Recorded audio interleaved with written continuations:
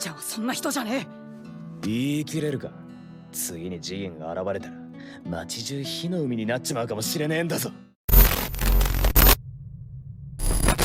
Alright, so Boruto chapter 67 just released, and there is a lot of stuff I do want to talk about when it comes to this Boruto chapter. But before we begin, make sure you do like and subscribe, hit the bell for notice. Let's actually talk about Boruto chapter 67 titled Rift, and the first thing I gotta talk about is Momoshiki healing Boruto's wound. Obviously, at the end of Boruto chapter 66, Kawaki did impale his brother, and with that happening, there was a lot of discussion among the people in the Boruto community on how Boruto will be resurrected, from Jogan resurrection, karma extraction, Amado making a new cyborg, but we saw in this chapter that Momoshiki heals Boruto. From what actually happened, it does make a lot of sense. I definitely do want to talk about it because I know some people may be confused on how it exactly happened. So when Boruto was impaled by Kawaki, Naruto and Shikamaru, as they were basically trying to grasp their bearings on what just happened, Momoshiki does manifest inside of Boruto's consciousness where he does heal Boruto, and it has been revealed by Momoshiki that Boruto's karma extraction has reached up to 82%. I'm glad that we got a specific number because throughout this entire time we've only gotten about 80%, so it looks like the karma seal has been extracting, but due to the pills that Boruto has been taking, it definitely did slow down the process. Obviously they're only a temporary solution, but had he not taken those pills, I definitely do think that Boruto's karma seal might have actually reached 100%, allowing Momoshiki to resurrect. But due to the pills that Boruto has taken, only 2% of the karma seal has extracted after the Ishiki fight, where it was revealed that Boruto was 80%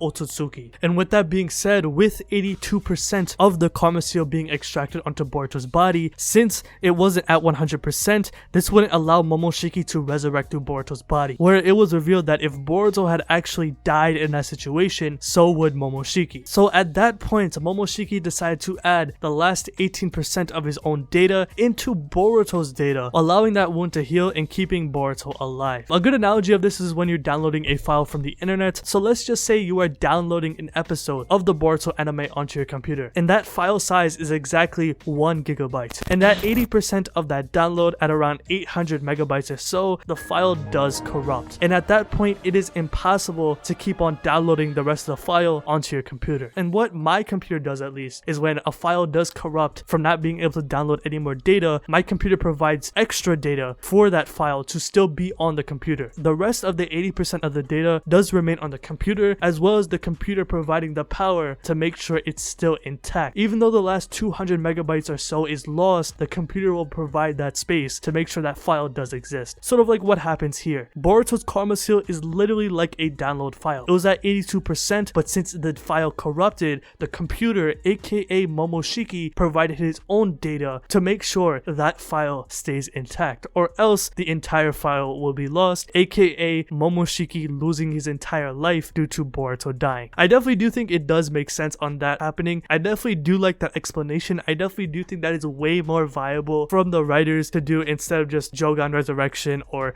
Boruto implanting another karma seal onto Code, for example. I definitely do like this a lot more. And with that being said, Momoshiki cannot resurrect anymore since he gave up the last 18% of his own data to Boruto's data, allowing him to heal those wounds. Momoshiki will not be able to resurrect through Boruto's karma seal anymore, therefore making Boruto 100% Otsutsuki. I think this is huge because this kind of sets up a lot of scenarios on what the writers would do when it comes to Momoshiki. We know that Momoshiki cannot resurrect anymore, so my question is, can Momoshiki manifest again? What I'm referring to is the Borushiki form. Despite Momoshiki not having the option to resurrect anymore in the future, I'm hoping we still get to see that Borushiki form whenever Momoshiki manifests inside of Boruto's body, because whenever he comes out, man, the story definitely does show off his powers. They always make sure to show how strong Borushiki is, and if you haven't noticed already, every time he's been coming out, he's been progressively getting stronger. Against Boro, he destroyed him using basic taijutsu, and then used a Rasengan from Naruto's chakra, destroying him. After the Ishiki fight, Momoshiki stabbed Sasuke's Rinnegan and almost took Kawaki to feel the 10 tails, and then in this fight, due to to the fact that Momoshiki came out, Boruto actually did die, and as well as when he was fighting, the destructive damage that he was able to obtain thanks to having Boruto's chakra reserve was insane. And I'm hoping that we still get to see more of that in the future, because if we don't get to see Momoshiki manifest, aka take over Boruto's body at one point again in the future, I'm not gonna lie, that kind of sucks, because I definitely do love seeing Borushiki on screen, and I'm hoping we get to see more of that man. Despite him not being able to resurrect anymore, I'm still hoping he has the ability to manifest. So when it comes to Boruto actually reviving himself, I definitely do think the explanation toward it definitely does make a lot of sense. In fact, it's very consistent. However, my only problem with it is that it happened the chapter after Boruto just got bodied. We know that this is a death where Boruto was going to come back. We obviously saw him in episode 1 in the time skip, so it was bound for Boruto to resurrect or come back to life somehow. And I feel like the execution of it, while it did make sense, it was very quick. I feel like this tension of Boruto being quote unquote dead, it was a missed opportunity to have other characters react to Boruto's death. Characters like Hinata, Himawari, Sarada, Mitsuki, and the rest of the new gen who care about Boruto. I kind of wish we got something like that, but obviously due to the time constraint of Momoshiki wanting to save Boruto, Momoshiki had to save Boruto in about 1 second, or else he would have died, because Momoshiki did say that Boruto's heart and his organs were all destroyed, so it was bound that Momoshiki was going to heal him as fast as possible. My only thing with it is that I kind of wish that he didn't heal him as fast. I kind of wish we got the reactions of other characters, creating tension between Kawaki and the rest of the village. I really wanted to see how the village would react if they heard that Kawaki had killed Boruto and Boruto was still in this dying state, but I definitely do understand from a writing standpoint why it had to happen. I just kind of wished it was prolonged just a chapter more. It kind of would have added more tension. But I do want to talk about Naruto, man, because Naruto in this chapter, he was losing it. He thought he had lost his son in this chapter, and I'm not gonna lie, I feel him, man. Throughout this entire chapter, he was in denial. He was in disbelief. He did not want to accept that Boruto quote unquote died at that point. He didn't think that that was going to happen. In fact, he even said, "Why is this happening to me? Is this real? Boruto, open your eyes. Please wake up," sort of begging Boruto to magically come back alive. And it definitely showed a lot of emotion in that chapter. I definitely do like what the writers did with Naruto, especially with the paneling, man. I really like the paneling when Boruto wakes up and Naruto slowly begins to realize that Boruto is alive, and then you see the tears roll down his face. I really do like that emotional change, that small paneling that was shown, and we saw this a lot in the Naruto manga with like Madara, for example, and even though it's not at the same degree, you can definitely see that there is a lot of effect when you use that, and that's how you show emotion in a manga, man. Kishimoto's been doing it for 20 years. Now, I've seen some people complain about Naruto's character on why he forgave Kawaki, and I'm just gonna keep it 100 with you. It is in character. He's the same guy who forgave Obito. He's the same guy who forgave Kurama. He was the same guy who forgave Nagato. He's gonna forgive Kawaki. It's in his character. It does make sense why he sided with Kawaki, even though it is in character. Is it realistic?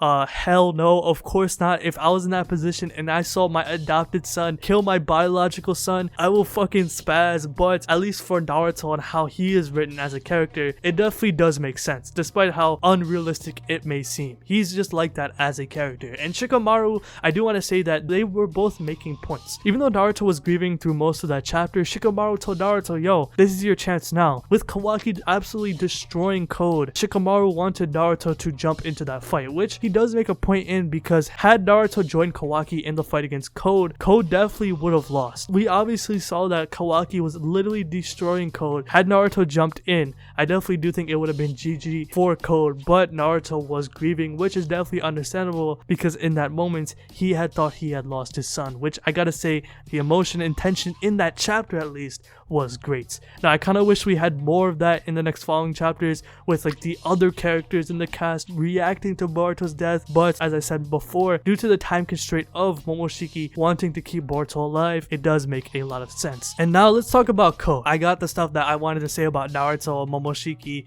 and Boruto. Let's talk about Code, man. I just want to say that I really like where the writers are taking Code. Now, I know some people are going to disagree with me, and I know that's fine. Just hear me out real quick. I want people to understand that not every villain needs to win win their first fight or their first couple of fights. Code right now, at least in terms of a villain, at least in the start of their arc, reminds me of Shigaraki from My Hero Academia and Mahito from Jujutsu Kaisen. These two characters took a lot of L's in the beginning of the series. They took mad L's, but as the series progressed, they learned from their mistakes, they got stronger, they fought smarter, and they created better plans to the point where they became great antagonists. From their L's, they became better characters, and from that alone, and became even more threatening later on. It's evident with Shigaraki, of course, Mahito as well. If you read the Jujutsu Kaisen manga, these characters turn the fuck up later on in the story, and I think that's what the writers are trying to do. Portray that Code, at least right now, isn't as strong as he is. Portray Code that he isn't that guy just yet, due to him having the limiters and wanting it to get rid of them. He needs to get rid of them to show off his true power, and right now, since he got his ass destroyed by momoshiki and kawaki, he needs to formulate a better plan. I think that right now he has to make a good plan to get to a model to remove his limiters, because right now there's no way he's going to be able to take out Naruto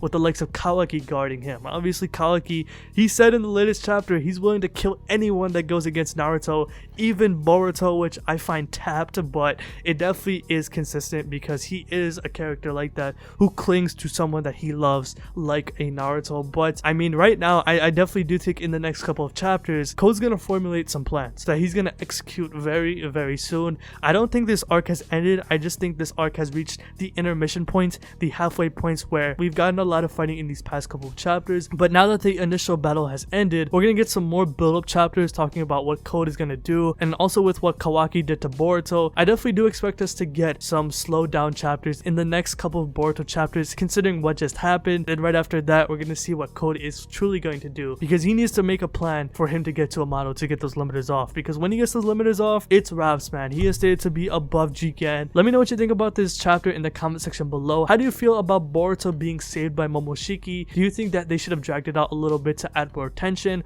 or do you think it's just fine right now? I definitely do understand both perspectives. And also, what do you think Code is going to do? Let me know what you think about all of that in the comment section below. So if you like this video, hit that like button, subscribe, hit the bell as well, and have a good day. Peace.